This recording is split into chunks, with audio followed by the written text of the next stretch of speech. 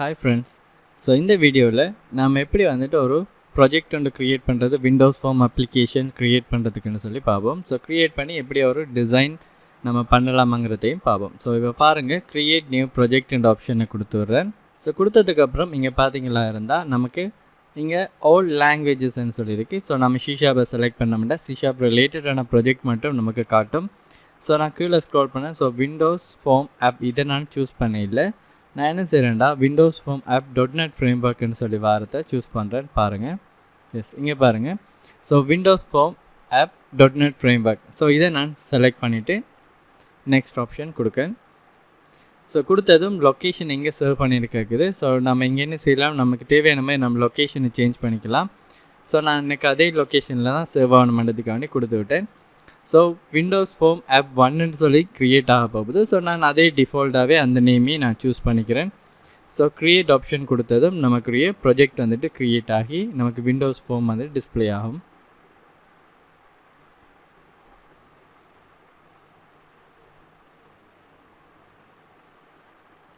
Okay, so பார்த்தீங்கன்னு சொன்னால் இப்போ நமக்குரிய விண்டோஸ் ஃபார்ம் வந்துட்டு க்ரியேட் ஆகிட்டுது. ஸோ இதில் வந்துட்டு நமக்கு நிறைய ஆப்ஷன்ஸ் இருக்கும். பார்த்தீங்களா இருந்தால் சொல்யூஷன் எக்ஸ்ப்ளோரர்னு சொல்லியிருக்கு. அதே மாதிரி இந்த இடத்த சர்வர் எக்ஸ்ப்ளோரர், டூல்ஸ் சொல்கிற ஆப்ஷன் எல்லாமே நமக்கு இங்கே என்ன செய்யுது, டிஸ்பிளே ஆகிருக்கு. ஸோ நமக்கு தேவையான மாதிரி நம்ம ஆப்ஷன்ஸை பார்த்துக்கலாம். ஸோ இப்போ நம்ம டிசைன் பண்ணுறதுக்கு தேவையான ஆப்ஷன்ஸ் வந்துட்டு இந்த டூல் பாக்ஸுக்குள்ளே இருக்கும். ஸோ அதை கிளிக் பண்ணிங்களா இருந்தால் உங்களுக்கு நீங்கள் செலக்ட் பண்ணிக்கிற இந்த விண்டோஸ் ஃபார்ம் அப்ளிகேஷனில் என்னென்ன டூல்ஸ் எல்லாம் நீங்கள் யூஸ் பண்ணலாமோ எல்லா டூல்ஸுமே இதில் டிஸ்பிளே ஆகிருக்கும். ஸோ சர்வர் எக்ஸ்ப்ளோரர் வந்துட்டு நம்ம ஒரு டேட்டா பேஸ் MS SQLல க்ரியேட் பண்ணியிருந்தாலோ இல்லை வேறு ஏதாவது ஒரு டேட்டா பேஸில் க்ரியேட் பண்ணியிருந்தாலோ அந்த டேட்டா பேஸை நம்மளோட இந்த விஷுவல் ஸ்டுடியோவோட கனெக்ட் பண்ணி அந்த டேட்டா பேஸை இங்கேவே நம்மளால் பார்க்கக்கூடிய மாதிரி இருக்கும். ஸோ நம்ம டேட்டா பேஸில் டேட்டா இன்சர்ட் பண்ணும்போதும் நம்ம அந்த கன்ஃபிகரேஷன்ஸை நம்ம பார்க்கலாம். ஸோ அடுத்தது பார்த்திங்களா இருந்தால் சொல்யூஷன் எக்ஸ்ப்ளோரர், இதுவும் ரொம்ப முக்கியமான ஒரு ஆப்ஷன். என்ன காரணம், ஸோ இதுக்குள்ளே தான் நம்ம க்ரியேட் பண்ண ப்ராஜெக்ட் டீட்டெயில் எல்லாமே இருக்கும். ஸோ என்ன ஃபார்ம்ஸ் க்ரியேட் பண்ணியிருக்கோம், ஸோ என்னென்ன கிளாஸஸ் க்ரியேட் பண்ணியிருக்கோங்கிற டீட்டெயில் எல்லாமே இதில் நம்ம பார்க்கக்கூடிய மாதிரி இருக்கும். அடுத்தது ப்ராப்பர்ட்டிஸ். ஸோ நம்ம ஒரு டூல்ஸ் ஒன்று வந்துட்டு இங்கே நம்ம யூஸ் பண்ணுற மாதிரி இருந்தால் அந்த டூல்ஸில் என்னென்ன ஆப்ஷன்ஸ் எல்லாமே நம்ம சேஞ்ச் பண்ணி நமக்கு தேவையான மாதிரி கஸ்டமைஸ் பண்ணிக்கலாமாங்கிற டீட்டெயில் எல்லாமே நம்ம அதில் தான் பார்க்கக்கூடிய மாதிரி இருக்கும். சரிங்களா? ஸோ இப்போ நான் என்ன செய்கிறேன்னு பாருங்கள், ஒரு டிசைன் ஒன்று பண்ண போகிறேன். ஒரு நார்மலாக ஒரு கால்குலேட்டர் வந்து எப்படி டிசைன் பண்ணுறேன்னு சொல்லி பார்ப்போம்.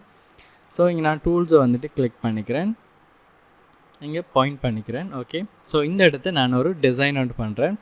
ஸோ இங்கே போயிட்டு நான் ஃபர்ஸ்ட்டுக்கு வந்துட்டு லேபிள் என்று சொல்கிறது டூல்ஸ் என்னத்துக்காண்டி யூஸ் பண்ணிங்க, நீங்கள் சர்ச் பண்ணிங்களேண்டா ஈஸியாக எடுத்துக்கக்கூடிய மாதிரி இருக்கும். நீங்கள் என்ன ஸ்க்ரோல் பண்ணி தேடி கண்டுபிடிக்கிறத விட இங்கே சர்ச் ஆப்ஷன்ஸ் இருக்கும். ஸோ இந்த இடத்த நீங்கள் டைப் பண்ணக்க அது ரிலேட்டடான ஆட்டோ கம்ப்ளீட் உங்களுக்கு டிஸ்பிளே ஆகும். ஸோ லேபிள் கொடுக்கேன். ஸோ இந்த லேபிள் என்னதுக்குன்னா நம்ம டெக்ஸ்ட்டை கொண்டு வந்து நம்ம டிசைனில் கொண்டு வரதுக்காக இது ஹெல்ப்ஃபுல்லாக இருக்கும். ஸோ நான் இந்த இடத்த அந்த லேபிள் நேம் கொடுக்குங்க. பாருங்கள், நான் எப்படி இந்த லேபிளில் இருக்கிற இந்த லேபிள் பண்ணங்க டெக்ஸ்ட்டை சேஞ்ச் பண்ண போகிறேன்னா அதில் வச்சு ரைட் கிளிக் பண்ணி ப்ராப்பர்ட்டிஸுக்கு போகலாம். அப்படி இல்லாட்டி நீங்கள் ப்ராப்பர்ட்டிஸை ஓப்பன் பண்ணி வச்சுட்டீங்க, பின் பண்ணி வச்சுட்டு, சரிங்களா, நீங்கள் செலக்ட் பண்ணுற டூல்ஸுக்கு ஏற்ற மாதிரி இங்கே பாருங்கள், இது ஃபார்ம்ஸை செலக்ட் பண்ணேன், இந்த ஆப்ஷன்ஸ் எனக்கு காட்டுது. இதுவே லேபிளை செலக்ட் பண்ணுறேன், அதுக்குரிய ஆப்ஷன்ஸ் எனக்கு இங்கே டிஸ்பிளே ஆகுது. ஸோ இப்படியும் நீங்கள் செய்துக்கலாம். அல்லது நீங்கள் ரைட் கிளிக் பண்ணி ப்ராப்பர்ட்டிஸ் ஆப்ஷனையும் கொடுத்துக்கலாம். ஸோ நான் ரைட் கிளிக் பண்ணி ப்ராப்பர்ட்டிஸ் ஆப்ஷனை கொடுத்துட்றேன். இங்கே நான் என்ன செய்கிறேன், லேபிள் 1க்கு பதிலாக கால்குலேட்டர் சொல்லி கொடுக்குறேன். ஸோ கால்குலேட்டர் கொடுத்துட்டேன். ஸோ இங்கே எனக்கு இதில் ஃபோன்ட்டை வந்துட்டு போல்ட் ஆக்கணும்ங்கிறதுக்காக ஃபோன்ட்டுன்னு சொல்கிற ஆப்ஷன் இருக்குது. இதை கிளிக் பண்ணதும் இங்கே பாருங்கள், இங்கே உங்களுக்கு பட்டன்ஸ் டிஸ்பிளே பண்ணி காட்டுது. ஸோ இந்த பட்டனை கிளிக் பண்ணிங்களா இருந்தால் உங்களால் பார்க்கக்கூடிய மாதிரி இருக்கும். எந்த ஃபோன் ஃபேமிலி நம்ம செலக்ட் பண்ணணும், அது போல்டாக இருக்கணுமா, என்ன ஃபோன் சைஸில் இருக்கணுங்கிற எல்லா டீட்டெயிலும் நம்ம கொடுக்கக்கூடிய மாதிரி இருக்கும். நான் என்ன செய்கிறேன், 16ன்னு சொல்கிற ஆப்ஷன் கொடுக்கேன். அதே மாதிரி இங்கே நான் ஒரு ஃபோன் இதை செலக்ட் பண்ணிவிட்டு ஓகே கொடுக்கேன்னு பாருங்கள், கால்குலேட்டர் வந்துட்டு. ஸோ இது ரொம்ப ஹையாக இருக்குது. நான் ஃபோன் சைஸை வந்துட்டு குறைக்கேன். ஸோ ஒரு 10 கொடுக்கேன். ஓகே, ஸோ 10 ஓகேவாக இருக்கும். 16லேருந்து 10க்கு சேஞ்ச் பண்ணி விடுறேன். ஸோ ஃபோன் சைஸ் வந்துட்டு இன்க்ரீஸ் பண்ண ஃபோன் சைஸ், நான் ஃபோன் சைஸை சேஞ்ச் பண்ணி விடுறேன். ஃபோன்ட்டை மாற்றி விடுறேன். ஓகே பாருங்கள், நமக்கு தேவையான மாதிரி அது சேஞ்ச் ஆகிட்டுது. ஸோ போல்ட் கலரில் கொடுத்துருந்தாலும் இட்டாலிக்கில் கொடுத்துருந்தாலும் நம்ம கொடுத்த ஃபோன் சைஸுக்கு அது கன்வெர்ட் ஆகிட்டுது பாருங்கள். ஓகே, ஸோ அடுத்தது என்ன செய்கிறேன்னு சொல்லி பாருங்கள். ஒரு டெக்ஸ்ட் பாக்ஸ் ஒன்று கொண்டாந்து போடுறேன். ஸோ டெக்ஸ்ட் பாக்ஸ் என்னத்துக்காக வேண்டி நம்ம இங்கே யூஸ் பண்ணுறோம்னா, நம்ம நார்மலாகவே ஒரு டேட்டாவை என்டர் பண்ணுறதுக்குரிய ஆப்ஷன்ஸ் தான் நம்ம இங்கே யூஸ் பண்ணுவோம். சரிங்களா, ஒரு டேட்டா வந்துட்டு என்டர் பண்ண போகிறோம்னா அதுக்குரிய டெக்ஸ்ட் பாக்ஸ் தான் இது. சரிங்களா, இப்போ நம்ம ஒரு நம்பரை கால்குலேட் பண்ணக்க ஒரு நம்பர்ஸ் ப்ரெஸ் பண்ணும்போது அந்த நம்பர்ஸ் வந்துட்டு இதில் டிஸ்பிளே ஆகிறதுக்கு நம்ம அதை யூஸ் பண்ணுவோம். ஸோ இந்த கால்குலேட்டர் வந்துட்டு அக்லியாக இருக்குது. ஸோ நான் என்ன செய்கிறேன், நான் ஃபோன் சைஸை ஃபோன் ஃபேமிலியை மாற்றி விட்றேன். ஸோ யூஷுவல் ஃபோன் ஃபேமிலி வந்தால் கொடுத்து விட்றோம். ஓகே, கால்குலேட்டர் இது இட்ஸ் ஃபைன். ஸோ இங்கே நான் அதை கொடுத்துட்டேன். இப்போ என்ன செய்யணும்னு பாருங்கள். ஸோ எனக்கு யூஷுவலாக ஒரு கால்குலேட்டரை நீங்கள் ஓப்பன் பண்ணிங்களா இருந்தால், ஸோ நான் ஓப்பன் பண்ணி காட்டுன்னு பாருங்கள். ஸோ ஒரு கால்குலேட்டர் நான் ஓப்பன் பண்ணுறேன்டா ஒரு 0 ரைட் சைடில் வந்துட்டு இருக்கும். சரிங்களா, ஸோ அப்போ நான் என்ன செய்யணும், இந்த இடத்த ஒரு 0 வந்து நமக்கு டிஸ்பிளே ஆகணுமெண்டா நான் என்ன செய்கிறேன், இந்த டெக்ஸ்ட் பாக்ஸில் செலக்ட் பண்ணிவிட்டு ரைட் கிளிக் பண்ணி ப்ராப்பர்ட்டிஸுக்குள்ளே போகிறேன்னு பாருங்கள். இங்கே டெக்ஸ்ட்டுங்கிற இடத்த எதுவுமே இல்லை, நான் 0 கொடுத்து விடுறேன். ஸோ 0 கொடுத்தாலும் இங்கே நான் கிளிக் பண்ணக்க பாருங்கள் 0 எந்த சைடில் இருக்குது, எனக்கு லெஃப்ட் சைடில் இருக்குது. ஸோ எனக்கு ரைட் சைடில் வரணுமாக இருந்தால் டெக்ஸ்ட் பாக்ஸை கிளிக் பண்ணிவிட்டு இங்கே பாருங்கள் அந்த டெக்ஸ்ட்டுக்கு கீழேயே டெக்ஸ்ட் அலைன்மெண்ட்னு சொல்லி டெக்ஸ்ட் அலைன்மெண்ட் இருக்கும். ஸோ அதை நான் என்ன செய்கிறேன், ரைட் சைடுக்கு மாற்றி விடுறேன். அதே மாதிரி இந்த ஃபோன் டைம் நான் இன்க்ரீஸ் பண்ணுறேன். அப்போ தான் எனக்கு கொஞ்சம் போல்டாக இருக்குங்கிறதுக்காக, சாரி போல்டு இல்லை, ஒரு ஹைட்டாக இருக்கும் டெக்ஸ்ட் பாக்ஸுங்கிறதுக்காக வேண்டி கொடுத்து விடுறேன். ஓகே பாருங்கள், ஸோ எனக்கு இது ஓகேவாக இருக்குது. ஸோ அதுக்கப்புறம் நான் என்ன செய்கிறேன்னு பார்த்தீங்கன்னா இங்கே பட்டன்ஸ். ஸோ நமக்கு கால்குலேட்டரில் இருக்கிற இந்த பட்டன்ஸ் வந்துட்டு நான் என்ன செய்ய போகிறேன், இங்கே க்ரியேட் பண்ண போகிறேன். ஸோ பட்டனை கிளிக் பண்ணிவிட்டு கொண்டாந்து போட்டுட்டேன்னு பாருங்கள். கிளிக் பண்ணிவிட்டே கொண்டாந்து போடுறேன். ஸோ இந்த இடத்த நமக்கு தேவையான மாதிரி நான் சைஸை சேஞ்ச் பண்ணிக்கிறேன். ஓகே, சைஸ் சேஞ்ச் பண்ணிவிட்டு எனக்கு இதே மாதிரி இன்னொரு பட்டன் வேணும், இதே சைஸில் எனக்கு இன்னொரு பட்டன் வேணும்னா நான் திருப்பி எடுத்துகிட்டு வந்து போட்டேனா இருந்தால் நான் திருப்பி ரீசைஸ் பண்ணிக்கிட்டே இருக்கணும். ஸோ நான் டிலீட் பண்ணி வரேன் இதை. இப்போ நான் என்ன செய்கிறேன், இந்த பட்டனை நான் டூப்ளிகேட் பண்ணுறதுக்கு கண்ட்ரோலை ப்ரெஸ் பண்ணிவிட்டு கிளிக் பண்ணி இங்கெல்லாம் ட்ராப் பண்ணிங்களா இருந்தால் என்ன செய்யும்.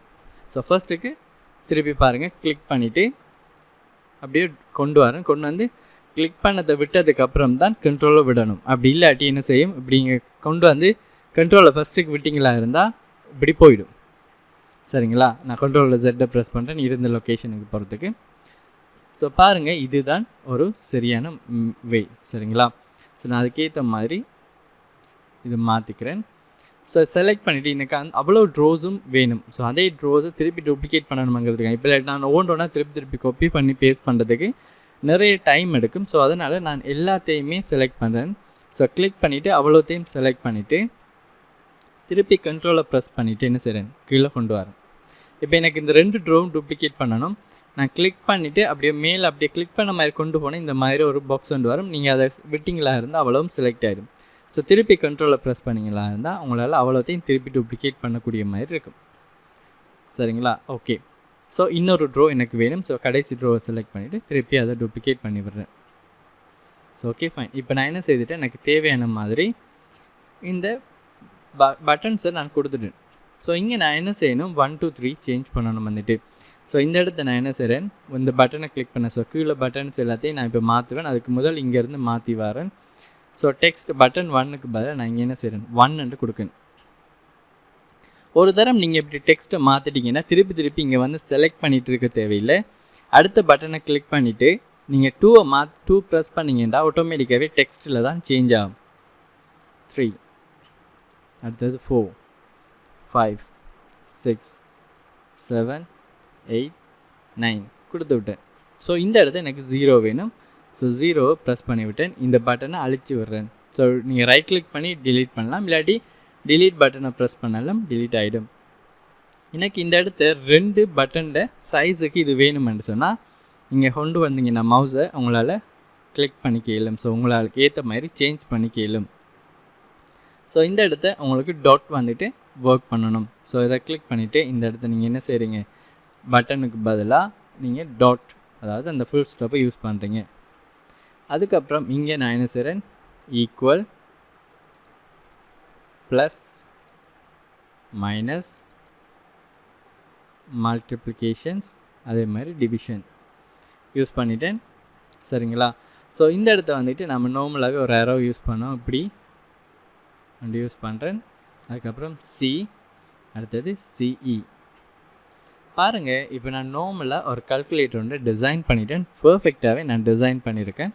ஸோ இது எல்லாமே எனக்கு இங்கே டெக்ஸ்ட் எல்லாமே கொஞ்சம் போல்டாக எனக்கு தெரியணும் என்று சொன்னால் நான் அவ்வளோ பேரையும் நான் செலக்ட் பண்ணிவிட்டு ப்ராப்பர்ட்டிஸுக்கு போனால் எல்லாருக்கும் காமனாக சேஞ்ச் பண்ணக்கூடிய ப்ராப்பர்ட்டிஸ் எல்லாமே டிஸ்பிளே ஆகும். அதை நான் கிளிக் பண்ணிவிட்டு இங்கே நான் என்ன செய்கிறேன், கொஞ்சம் போல்டாக இருக்கணுன்றதுக்காண்டி போல்டு ஆப்ஷனை மட்டும் கொடுத்து விட்றேன். ஸோ பாருங்கள், எனக்கு இங்கே போல்ட் ஆகிட்டுது. ஸோ நான் இந்த UI டிசைனை கொஞ்சம், அதாவது இந்த யூசர் இன்டர்ஃபேஸை கொஞ்சம் சேஞ்ச் பண்ணுறேன். இது அவ்வளோ பேரையும் நான் என்ன செய்கிறேன்னு பாருங்கள், ஒயிட் கலருக்கு மாற்றி விட்றேன். சரிங்களா? ஸோ ஃபோக் கலர்ன்னு சொல்கிறது வந்துட்டு பேக்ரவுண்ட் கலரை சொல்லுவாங்க. இப்போ ஃபோக் கலருங்கிறது ஃபோன்ற கலர். ஸோ பேக் கலருங்கிறது தான் பேக்ரவுண்ட் கலர். நீங்கள் போயிட்டு நான் என்ன செய்கிறேன், கஸ்டம்ஸுக்கு போயிட்டு ஒயிட் கலராக மாற்றி விடுறேன். சரிங்களா? ஸோ இப்போ என்ன செய்துட்டு இவங்க எல்லாருமே ஒயிட்டாக மாறிட்டாங்க. இதை எல்லா டெக்ஸ்ட் பாக்ஸையும் வந்துட்டு நான் என்ன செய்கிறேன்னா 3D எஃபெக்ட் இப்போ பாருங்கள், கிளிக் பண்ண நான் இருந்தால் ஸ்டார்ட் கொடுக்கேன். ஸோ எனக்கு என்ன செய்யும், இந்த ஃபார்ம் வந்துட்டு இன்ஸ்டால் பண்ணதுக்கப்புறம் எப்படி வியூ ஆகுமோ அதே ஃபார்மேட்டுக்கு இப்போ வரும் பாருங்கள்.